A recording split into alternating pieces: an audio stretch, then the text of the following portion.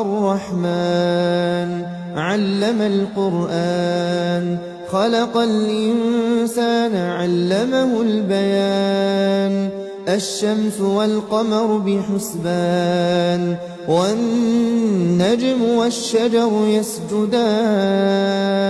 والسماء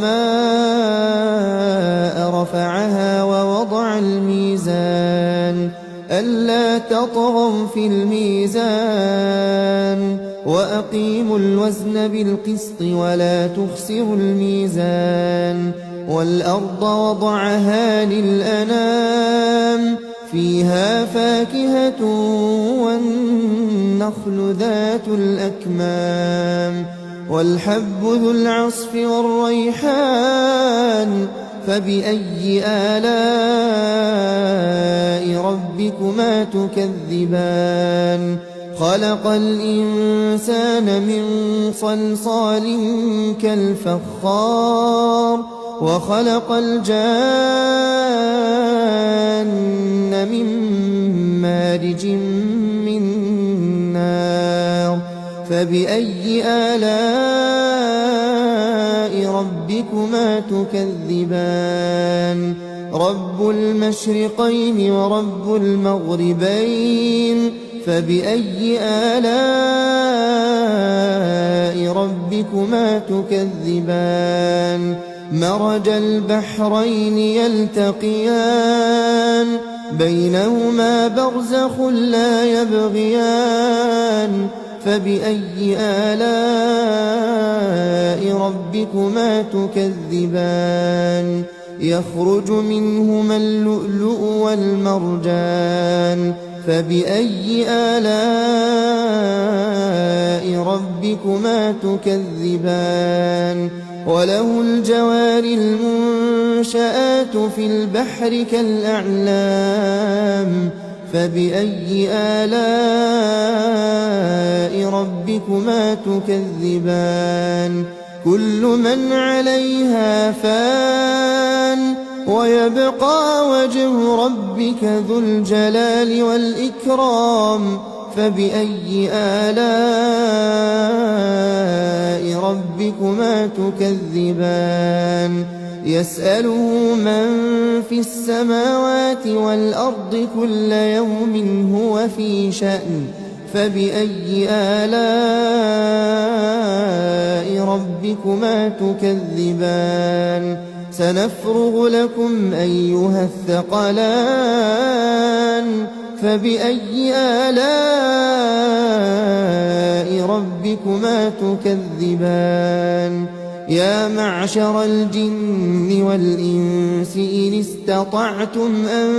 تنفذوا من أقطار السماوات والأرض فانفذوا لا تنفذون إلا بسلطان فبأي آلاء ربكما تكذبان يرسل عليكما شواظ من نار ونحاس فلا تنتصران فبأي آلاء ربكما تكذبان فإذا انشقت السماء فكانت وردة كالدهان فبأي آلاء ربكما تكذبان فيومئذ لا يسأل عن ذنبه إنس ولا جان فبأي آلاء ربكما تكذبان يعرف المجرمون بسيماهم فيؤخذ بالنواصي والأقدام فبأي آلاء ربكما تكذبان هذه جهنم التي يكذب بها المجرمون يطوفون بينها وبين حميم آن فبأي آلاء ربكما تكذبان ولمن خاف مقام ربه جنتان فبأي آلاء ربكما تكذبان ذواتا أفنان فبأي آلاء ربكما تكذبان فيهما عينان تجريان فبأي آلاء ربكما تكذبان فيهما من كل فاكهة زوجان فبأي آلاء ربكما تكذبان متكئين على فرش بطائنها من استبرق وجنى الجنتين دان فبأي آلاء ربكما تكذبان فيهن قاصرات الطرف لم يطمثهن إنس قبلهم ولا جان فبأي آلاء ربكما تكذبان كأنهن الياقوت والمرجان فبأي آلاء ربكما تكذبان هل جزاء الإحسان إلا الإحسان فبأي آلاء ربكما تكذبان ومن دونهما جنتان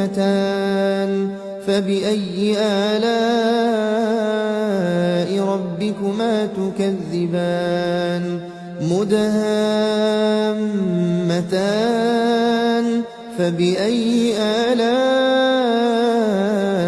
ربكما تكذبان فيهما عينان نضاختان